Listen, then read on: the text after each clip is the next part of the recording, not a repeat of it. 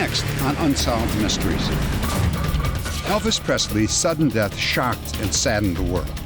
Is it possible that the king of rock and roll took his own life? Many eyewitnesses claim they saw a fiery object fall from the sky and crash in the woods near Kecksburg, Pennsylvania. Why does the government say it never happened? When a wealthy casino owner turns up dead, his girlfriend and business partner become the prime suspects. And an ordinary trip to the corner store ends up in death for the son of a prominent television actor. Our team is standing by. Maybe you can help solve one of our cases. I'm Dennis Farina, and this is Unsolved Mysteries. Join us.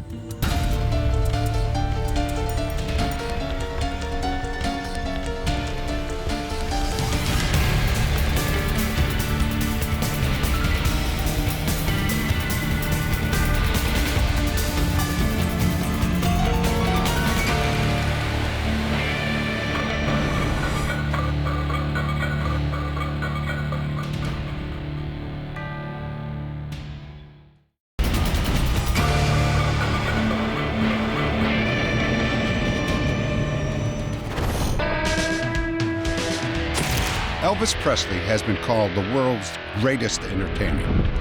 But on August 16, 1977, his life came to a shocking end. At first, it was said he died of a heart attack. Later reports blamed a massive drug overdose. But Presley's own stepbrother is convinced that the king's death was not accidental. He says that Elvis Presley committed suicide.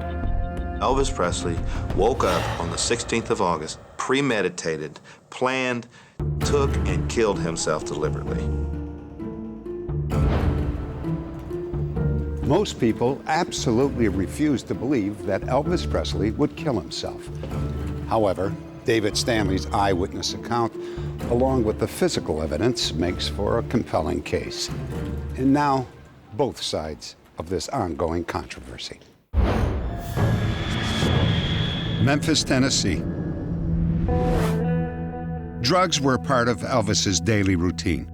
3 times a day on a strict schedule, nearly a dozen different prescription drugs were administered to him by members of his entourage. These drugs included Seconal and Demerol. Insiders say that this dangerous cycle of drug use began in 1958 when Elvis was drafted into the Army and sent overseas. I went to Germany with him after I got out of the Marine Corps. Red West was one of his closest friends. He was on guard duty on the Russian front, and if you went to sleep and got caught asleep, you're in trouble. So this sergeant said, take these little things here, they'll keep you up. And wow, man, it started feeling good, and that's how it began. After the Army, Elvis returned to his life as an entertainer. Elvis's greatest desire was to be a serious dramatic actor, and this was denied him because his management felt that they wouldn't make as much money if they put him in a dramatic role. They wanted him to be in the formula. So this depressed him a great deal. Elvis was frustrated by lightweight movie roles and was overwhelmed by the endless demands of his fans. He retreated into a shadow world behind the gates of his Memphis mansion, Graceland. Elvis sort of put himself into a cocoon, and Graceland more or less became a tomb for him, or a cave to go hide from life. The windows were sealed, the outside did not enter in. So his day-to-day touch with reality had really been removed. People say, what do you think the most difficult part of Elvis Presley's life was? Being Elvis Presley, looking out a window, seeing 10,000 people who think you can walk on water. Walking out on a stage and seeing 22,000 flashbulbs going off, thinking you are a king. The combination of high times on tour and isolation at home took its toll on Elvis. His absences, affairs, and drug use led to the end of his stormy 6-year marriage to Priscilla. He would get himself in a rage over that. He would get himself so worked up over it that he'd begin to take the medications to deal with the depression of the rage. And then suddenly some shows are starting to be canceled. Insiders say that by the mid-70s, Elvis was so dependent on drugs that he required supervision 24/7. David Stanley and a group of men known as the Lifers gave him anything he wanted. We were the ones who were with Elvis all the time. Elvis needs something to eat. Elvis needs to be woken up at a certain time. Elvis needs his medication. Elvis demanded that every day he receive 3 separate doses of drugs that he called attacks. Each attack contained a dangerous combination of pills or shots of Valium, Nebutol, Demerol, Quaalude, and Seconal. The first attack was usually given between 2 and 3 a.m. After he'd take his attack, attack 1, he would have a couple of cheeseburgers, potatoes. The attack 1 effect would get him groggy and sleepy. We would have to watch Elvis, because sometimes he'd be eating and just fall asleep with his food in his mouth, oftentimes choking on his own food. After sleeping for a few hours, Elvis would receive attack number 2. That would last for several hours, and now you're in the morning hours. You know, you're looking at 10 or 11. Then it'd be attack 3, which was the same contents of attack 1 and 2. I mean, so you're talking, by the time you got done, let's just call it 11 sleeping pills per attack. That's 33. Let's call it 3 shots of Demerol per. That's 9 shots. And some people would say, well, golly, that's 6 months worth. That was a nightly dose. I talked to him about drugs, and I said, you don't need this stuff. He said, nuh-uh, you're wrong, I do need it. And that's when I threw my hands up and said, I've done all I can do. And I was gone shortly thereafter. David Stanley says that he too tried to save Elvis from himself, but the king didn't welcome his advice. Man, I'm telling you right now, I'm shot on you right now. Now, I knew Elvis wouldn't have shot me, but I knew right then we have got a serious, serious drug problem here. Elvis became more and more depressed in the weeks before his death. Despite the millions he'd made, Elvis was short of money. He was overweight and in poor health and dreading his next tour. And in a final humiliation, rock and roll's greatest sex symbol was now reportedly impotent. But perhaps Elvis was most upset about a book some former employees were about to publish just before his next tour. This would be the first time that the fans saw him overweight, not looking good, with the knowledge of what the book contained. And it was, oh my God, they'll know.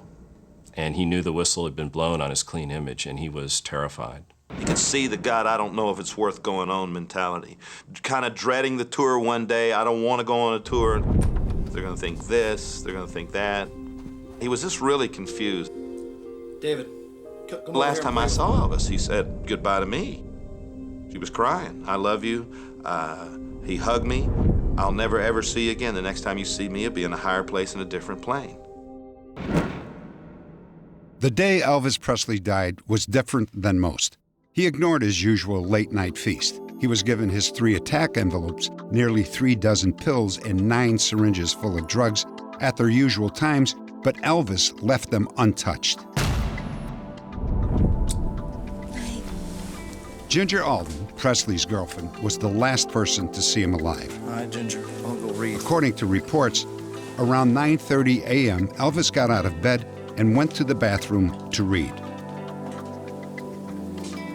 And a few hours later, that's where they found his body.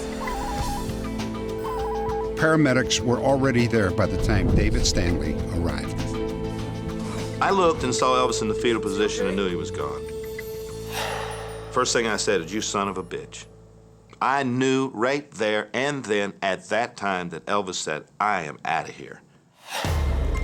David says that he found all 3 attack envelopes and several Demerol syringes nearly empty.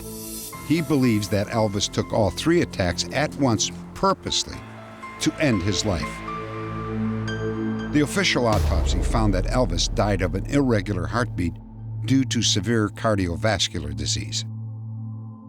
I don't think there's any evidence that there was a tremendous amount of drug abuse or anything, misuse. Dr. Kevin Meridian has studied the official coroner's toxicology report. I know there's been a lot of theories and there's been a lot of conjecture. There's always a debate. That kind of adds to the mystique of Elvis, but he didn't die of an overdose. He died of some event, probably cardiac in origin. I'm telling you what I know, and the fact is that much medication will kill you, and Elvis knew that. I know him like a book. I know he's religious, and I know what he would do and what he wouldn't do. And he would not kill himself purposely. Exactly how did Elvis Presley die? This controversy may one day be settled. Elvis's father, Vernon Presley, reportedly commissioned a private autopsy after the official report was completed. Exactly what those doctors found is still unknown. At Vernon Presley's request, the results will remain sealed until the year 2027. Next, what was the fiery object that fell from the sky near Kecksburg, Pennsylvania? And why does the government deny they even found it?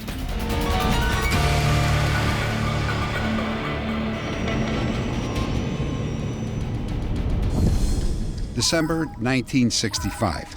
A brilliant light streaked through the sky over Canada.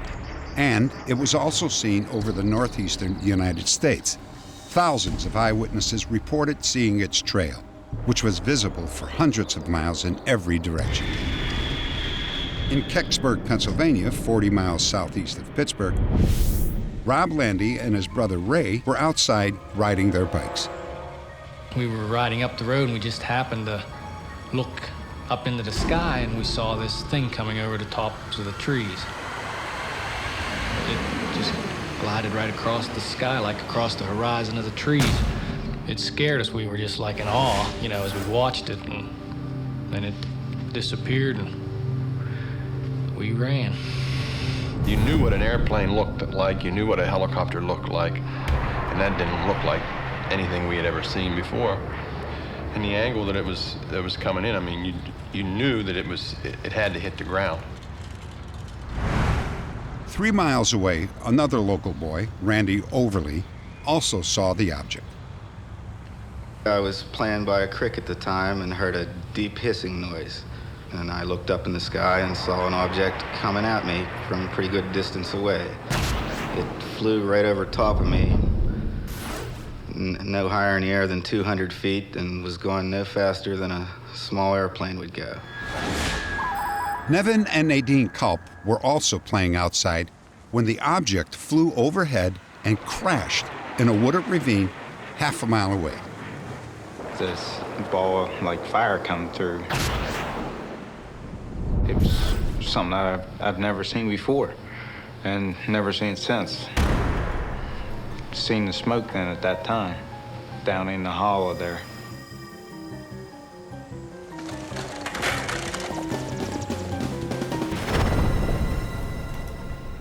That ravine may have been the end of the object's journey, but for the residents of Kecksburg, the mystery had just begun. So, what did fall from the sky that December evening? Well, for the first time, eyewitnesses have agreed to tell the story of a night they will never forget. The kelp farm is located less than a mile from Kecksburg Village. The ravine runs east to west for 800 yards, cutting across several farms. The object appeared to have crashed here, more than a half mile from the Kelp's home. Within minutes, Pennsylvania state troopers descended on the Kelp farm. It went down over there. By now, there was no smoke and the light was fading. Search teams were called in to locate the actual crash site. Just keep going straight. You get to that road, make a right. Later, volunteer fireman Jim Mays located the site from an overlook above the ravine, but it didn't look like a plane crash to him. We went up this road and came to the brow of a hill and stopped, and down to the right in the hollow were these blue flashing lights. You see that light? What is that? It wasn't searchers down in the woods with flashlights or anything. It was a real bright blue, real bright, like an electric welder. The flashes seemed to be timed at what intervals, I don't know. At that point, the troopers decided to close the area off, close the roads off. So he brought the two of us that was with him back to the fire station. A call went out to all the local fire departments, and more than 30 volunteer firemen were dispatched from the Kecksburg station. James Romansky was with the search team that actually found the crash site. What is that? I don't know. Here was this humongous metal object, half buried in the ground, about 6, 7, 8 foot around, and it was every bit of 8, 10, 12 foot long. And to me, the object looked exactly like a fresh acorn that you pick off of a tree. There was no wings, there was no motors, there was no propellers. There was no identification whatsoever that was identified as an aircraft that I would know. There was a bumper on the bottom part of it. On that bumper, there was what I call, it looked to me like the ancient Egyptian hieroglyphics. It was markings like stars and shapes and figures and circles and lines. Now what it was, I don't know. To this day, I've never seen anything like it. So we're all standing around this thing, wondering what in the heck it could be. And finally, here come two men down through the woods. Gentlemen, you must leave the area. The site is quarantined. We're taking and they took one look at the object and immediately told us to leave. We are in charge. We're taking command. Get out of here. So we left there. And by the time we got back down here to the fire hall, I mean, this place was wall-to-wall military. An hour later, military authorities took over a farmhouse near the ravine owned by Lillian Hayes. 10, hut! Closer here. Well, the military was coming in and out of my house all evening. They were making a lot of phone calls, and they were standing around in groups talking. That's a Roger. We believe we've located the ravine. I have no idea who they telephoned. There was no calls turned up on my bill. Notify NASA, put them on standby. The village of Kecksburg had been invaded, first from the sky, then by the United States military. Next, you will hear several eyewitness accounts of what went into the ravine and what came out.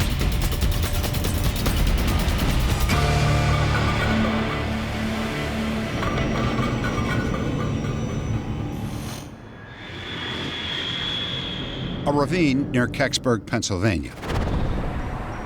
A mysterious object fell from the sky, and the military immediately closed off the area.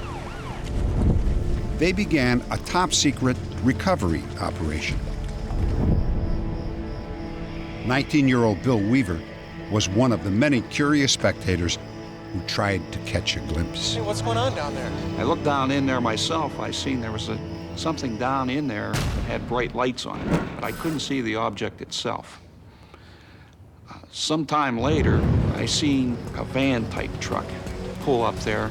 There were some men dressed in moon suits, we called them at the time, and they had a light-colored box, roughly 5 foot square. They carried it down into the ravine. The box seemed too small to hold the object itself. Maybe there was something inside the object that the military wanted to remove. Hey, what's going on down there? You'll have to leave the area now.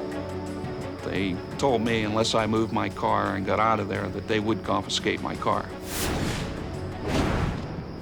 Back at the Kecksburg fire station, Jim Romansky and the other volunteers waited for orders.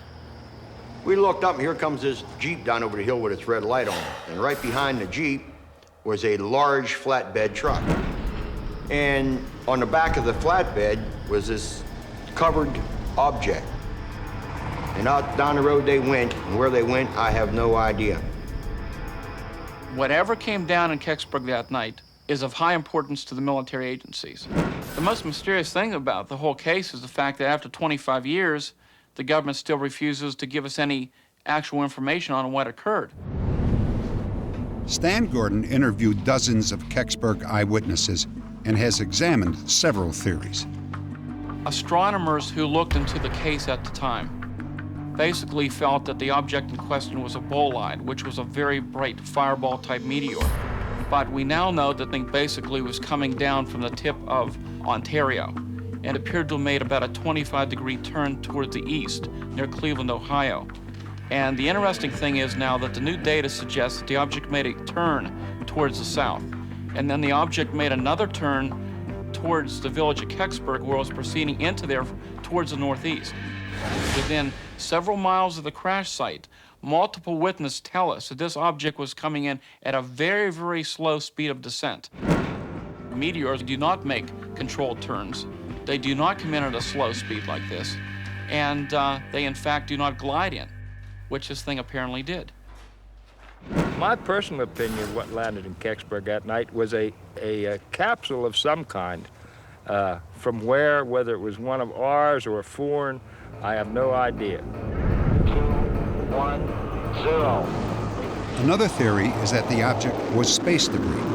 The government has always monitored not only U.S. space activity, but also launches from other countries. Going back into the records we have from NASA and documents we have from other agencies, they apparently have no loggings for any type of space debris on that date and the time of this observation. So we also have to look to the other possibility. Could this indeed have been an extraterrestrial spacecraft? This is a copy of the official Air Force record of the Kecksburg incident. Stan Gordon obtained it through the Freedom of Information Act. The report indicated that there was quite a lot of interest by government agencies as to what the object may have been. There were memos there and requests for information from Houston Space Center, from NORAD, from the Air Force Command Post, the Pentagon, even the chairman of the Office of Emergency Planning requested information. The official Air Force explanation was that it was likely a meteor. Basically what it goes on to say is the fact that the search was called off around 2 a.m. and that nothing was found. But evidence indicates that something indeed was found at the site. The military's idea of finding nothing is completely false. There was something down in that ravine that night. There was something that glowed an awful bright light. And they took something out of there that night. Many eyewitnesses reported seeing a military convoy coming out of the ravine. At the end of the convoy was a flatbed truck with a large covered object on the back. John Hayes was only 10 years old when the truck rumbled by his bedroom window. What was on the back of it, I have no idea.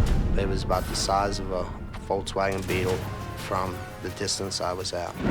Gentlemen, you must leave the area. The site is quarantined. According to Stan Gordon, eyewitnesses identified the military unit as the Air Force's 662nd Radar Squadron, based in Pittsburgh. Gordon believes the unit was part of a top-secret operation investigating UFOs.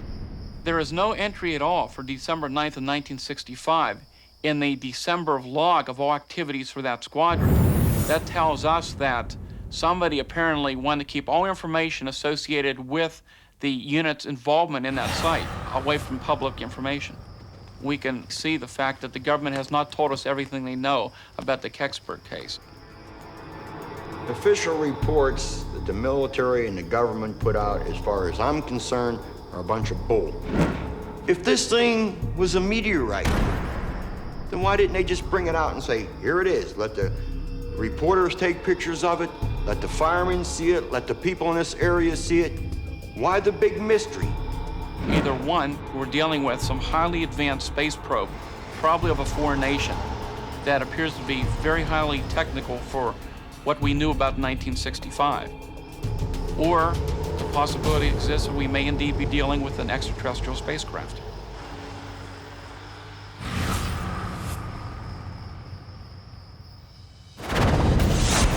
Next, In Las Vegas, a multimillionaire turns up dead.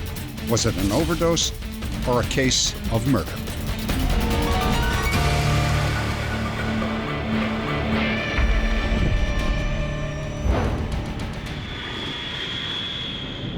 We recently told you the story of casino multimillionaire Ted Binion.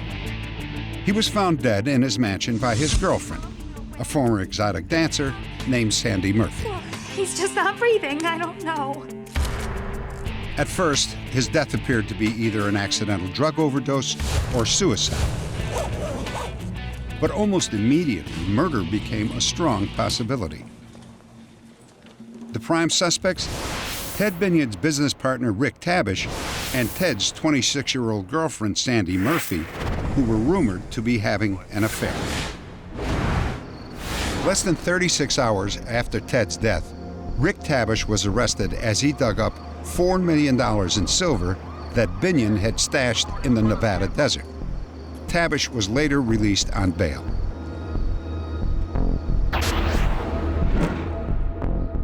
A private investigator hired by the Binion family discovered that Rick Tabish called Sandy Murphy just 8 minutes before she dialed 911. And an autopsy found that drugs were not the cause of Ted Binion's death. Based upon my experience and based upon the interviews I've conducted, I personally believe that Ted Binion's death was a homicide. Several months later, Sandy Murphy was arrested. Both she and Rick Tabish were tried for the murder of Ted Binion. The prosecution presented incriminating statements made by both Tabish and Murphy in the weeks leading up to the murder. Medical testimony stated that Binion was actually suffocated. In my experience, the amount of drug that Mr. Binion had in his system could cause death, but the great majority of people who had that amount would not die. The most damning evidence was a videotape of Sandy Murphy taken the day after Ted Binion's death. This is my personal property. Okay. It was a gift. But I'll leave it so that Jimmy doesn't throw a tantrum. She is hardly a grieving widow in this videotape. She is narcissistic, possessive, angry. She is unpleasant. We're taking this for certainty because this is too valuable to leave in the house. No, you're not. Okay, leave it. Just take a video of it. Make sure you count the pieces. There's 2 pieces here and 2 pieces here. You see a cold, steely, self-centered woman who is concerned with nothing but her own possessions. The video played a strong role in characterizing for this jury exactly who Sandra Murphy was. Sandy Murphy and Rick Tabish were convicted of murder, burglary, and grand larceny, and were sentenced to life in prison. Update. After an appeal, all the convictions were overturned. At a retrial, both Sandy Murphy and Rick Tabish were convicted only of the robbery charges. Tabish, who was already serving time for unrelated crimes, was given a sentence of up to 10 years in prison. He served his time and has been released. Murphy received a sentence of 1 to 5 years, but was released for time already served.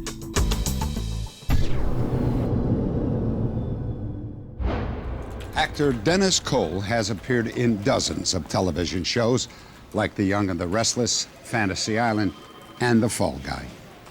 If life was scripted like a Hollywood movie, Dennis's son Joe might have followed in his footsteps. But 29-year-old Joe Cole was murdered, and his killer is still unknown. There's not a day that goes by that I don't think about him. You know, we've always shared things. It's like I've done a lot of new things, and it's like I have no one to call up and say, hey, Joe, guess what happened here? And he would do the same thing with me. I mean, it's like a part of your heart was just taken and pulled out. Venice, California. This beachfront community is the scene of a year-round street party. For decades, the area has been home to writers and artists and musicians. Joe Cole, an actor and a photographer, fit right in. It was here in Venice that Joe was documenting the lives of homeless Vietnam veterans. Cole's longtime friend Henry Rollins, a writer and a lead singer of the Rollins Band, helped with the project.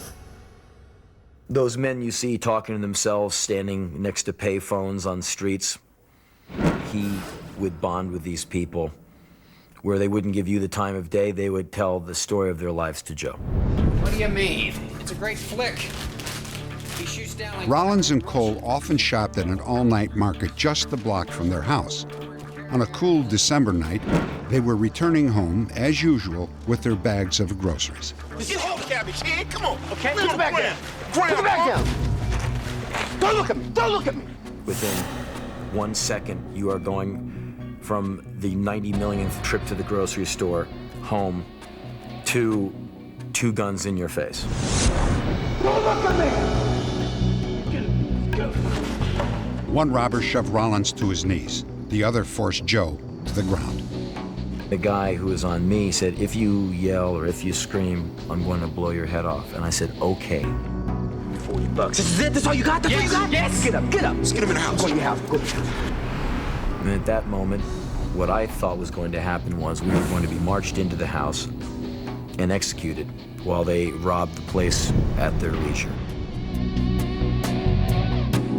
I heard feet scuffling on the front porch, and then I heard gunshots. And then my legs took off.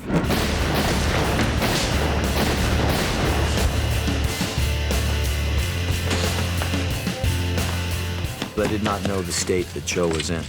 I didn't even hardly remember leaving the house. All of a sudden I was at a phone and I called the police and told them what I thought had happened. 60 pounds, scruffy. The police arrived within minutes, but Joe Cole was already dead. And the killers had vanished into the night. My partner and myself had put in thousands of hours interviewing hundreds and hundreds of people. Criminals always talk. They talk to other people. Somebody knows something out there that happened to Joe Cole. When someone dies in this way, it's not just the loss of a life. There's a mother, there's a father, you know, and then all of us, the friends, who lost this fantastic person. And you never recover from it all the way. You always carry some of it in you, and it wrecks you year after year. The only justice that can be done here is to get those guys or guy off the street so they don't do it to your friend or your sister or your parent or your child. The suspect is 5'11" and weighs 165 pounds. If you have any information about the death of Joe Cole, please log on to our website at unsolved.com. Next, a woman is murdered and a police chief is on the run.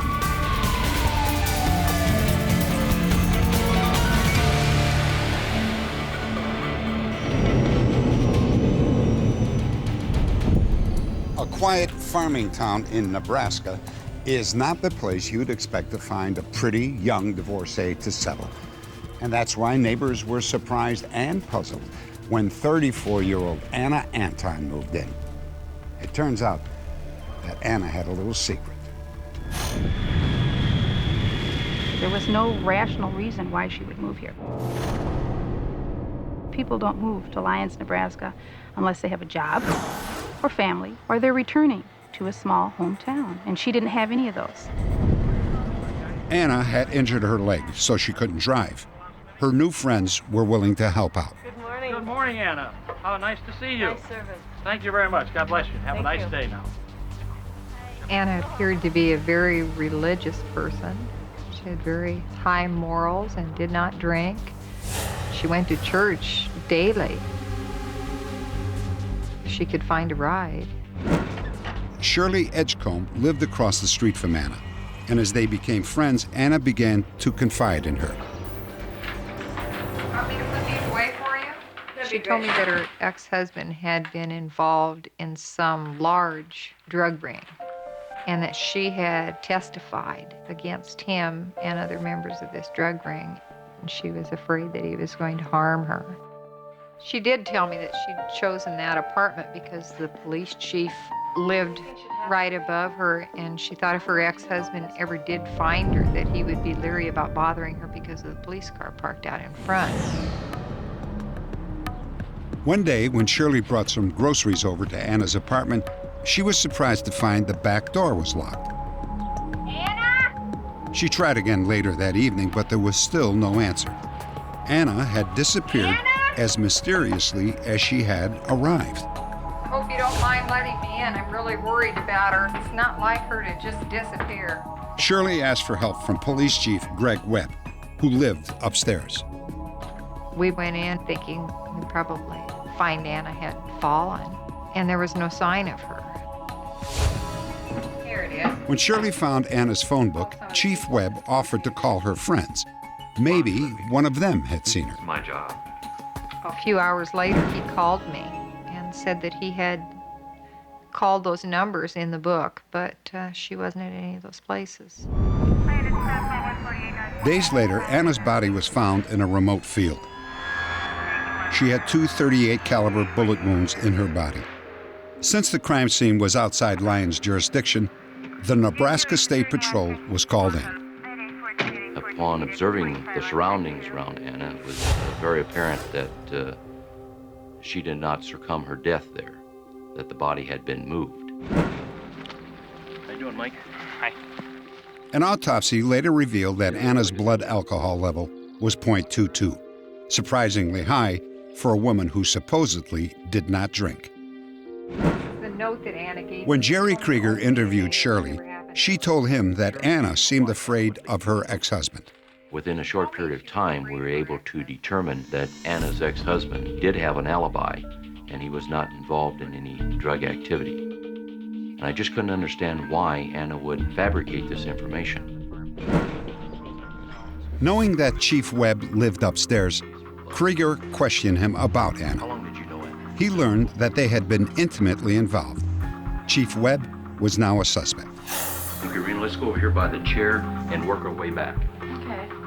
2 days after Anna's body was found, Krieger and lab technicians searched for blood in Anna's apartment. Greg Webb was upstairs in his apartment at the same time. There were times that we would hear somebody walking or moving upstairs. It did sound as though he might have been listening. The police use a special chemical called luminol. It makes drops of blood glow in the dark even if they have been washed away or are small and faded. We found traces of blood in the living room and dining room area of Anna Anton's apartment. Look at that. Look at that. The trail of blood just outside of Anna Anton's door was quite heavy. The trail then led up the stairs to Greg Webb's apartment. Right here at the top of the step. Okay. My main concern at that particular time was attempting to obtain a search warrant for Greg Webb's apartment. During the police investigation, Greg Webb left his apartment. The next day, he withdrew $3,000 and then disappeared. 5 days later, armed with a search warrant, investigator Krieger searched the chief's apartment. We did find a mop that did have a trace of blood that was later shown to be the same type as Anna Anton's. Jerry, you want to take a look at this? In the bedroom closet, the police found a military-style coat with several spots of blood. These stains matched the blood type of Anna Anton. Package it and label it, okay? Once I started checking into Anna Anton's background, I had learned that she had 2 separate lives. One life down here in Lyons, Nebraska, where she was very religious. And then the other up in Arnold's Park, where she would refer to as a bar floozy. Hi. Oh, Ann. You get better looking every day. Well, thank you. This is where Anna Anton and Greg Webb had met. This is Greg Webb. He's chief of police at Lyons, Nebraska. Greg and Anna became friends. When Anna told him that she was looking for a place to live, Webb suggested that she move into an empty apartment in his building. I think Anna Anton moved here with the anticipation that her and Greg Webb may have something in common and possibly maybe even eventually getting together and maybe marriage. Anna was infatuated with Webb, but she soon learned that he had another girlfriend. Anna seemed to be preoccupied with the fact that Greg had this girlfriend. She talked about laying in bed at night and hearing them upstairs making love, and it bothered her. I believe Anna Anton's death could have resulted from a fight that might have occurred due to the fact that Anna Anton had found out about this other woman and confronted Greg Webb about this. It was learned that during the following day, in the early morning hours, Greg Webb was seen carrying something from his house out to the trunk of his car. And it was learned later that what he was carrying was actually Anna Anton. The police believe Webb removed all of Anna's clothes and then carefully washed her body before he carried her from the apartment. I feel that Greg Webb might have thought that he had committed the perfect crime in the way he had disposed of the body, and also to the fact that he would have known about Anna Anton's ex-husband. A warrant was issued for the arrest of Greg Webb, charging him with first-degree murder. Update. An alert viewer in Orlando, Florida, recognized Webb as a man that he knew as Jim Weber, a construction worker. When I was watching it and they showed Greg, I mean, it looked just like the guy I knew as Jim, and I knew him as Gregory James Weber, and he went by Jim Weber. So I just put the two together. Like I say, it just looked just like him, so it was quite a shock.